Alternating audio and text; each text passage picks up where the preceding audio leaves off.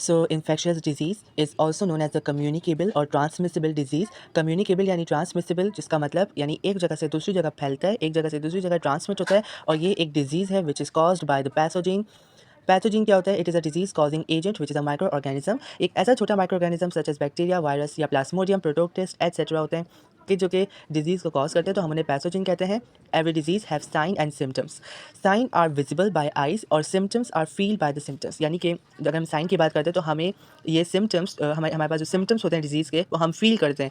यानी हमें बुखार हो रहा है, हमें नज़ला हो रहा है, हमें खांसी हो रही है, ओके, हमारे सर में दर्द हो रहा है, पेट में दर्द हो रहा है। और अगर हमारे जो साइन होते हैं वो विजिबल बाय आइज़, यानी मे बी कि आपकी बॉडी रेड हो रही है, यानी आपकी आइज़ रेड हो रही है, या आपकी जो है वो मुँह से ब्लड आ रहा है, तो ये साइन होता है which is visible by eyes, और symptoms that is been feel by a person.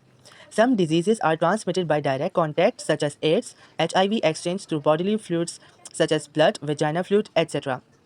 हमारे बॉडी में कुछ ऐसे जो डिजीज़ेज़ किस तरह से ट्रांसमिट होते हैं? By direct contact. Direct contact का मतलब ये है कि यानी 2 पर्सन आपस में डायरेक्टली कम्युनिकेट कर रहे हैं थ्रू ब्लड, यानी एक से दूसरे को अगर हम ब्लड ट्रांसफ़र करते हैं, तो उसके थ्रू अगर एक को बीमारी है एड्स की या एचआईवी की, तो वो दूसरे को फैल जाती है थ्रू ब्लड, या फिर vagina fluid during the sexual, हम ये कह सकते हैं नॉट रिप्रोडक्शन बट एजैकुलेशन, जिसके थ्रू जो होता है हमारे पास बॉडीली फ्लूइड्स हमारे पास होते हैं वो एक्सचेंज हो रहे होते हैं इन द बॉडी, ठीक है? एक बंदा जो कि इन्फेक्टेड है और दूसरा बंदा जो कि अनइन्फेक्टेड है, तो आपस में डायरेक्ट कॉन्टैक्ट के थ्रू अनइन्फेक्टेड वाले को वो बीमार कर सकता है। Some diseases transmit by indirect contact such as through the foods and air, ठीक है? एयर का मतलब यानी बंदे ने खांसा है, वो जो इन्फेक्टेड पर्सन था उसने खांसा है, उसकी वजह से जितनी भी बीमारी थी वो एनवायरनमेंट में फैल गई, या एक ऐसा इन्फेक्टेड पर्सन जिसका खाना कोई ऐसा पर्सन खा ले जो अनइन्फेक्टेड था, तो उसके थ्रू जो है वो बीमारी फैल जाती है।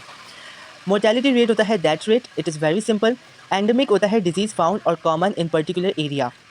एंडेमिक का मतलब होता है एक ऐसी बीमारी जो कि सिर्फ एक पर्टिकुलर रीजन को अफेक्ट कर रही है, उसे हम एंडेमिक कहते हैं। पैंडेमिक मुझे समझाने की ज़रूरत नहीं है, बिकॉज वी नो कोविड-19 was pandemic. When any disease crossed continent, यानी ओवरऑल अगर पूरी दुनिया में वो वबा फैल जाए तो उसे पैंडेमिक कहते हैं, सच एज कोविड-19 pandemic. Incidence is the number of cases of any disease in any region. अगर एक एरिया में कोई बीमारी फैली है तो उसमें कितने लोग इन्फेक्टेड हुए हैं।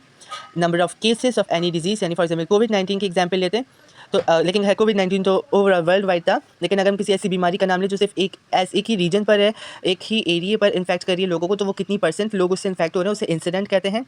Protoctist, when organisms are not categorized in other kingdoms then it comes into protoctist. ये बात याद रखनी है कि प्रोटोक्टिस्ट हम उस किंगडम को कहते हैं जब ना वो एनिमल किंगडम में आते हैं, ना प्लांट किंगडम में आते हैं, ना फंजाई किंगडम में आते हैं, ना बैक्टीरिया, ना किसी में भी नहीं आता, तो फिर हम उसे एक अलग लिस्ट में डाल देते हैं विच इज़ प्रोटोक्टिस्ट।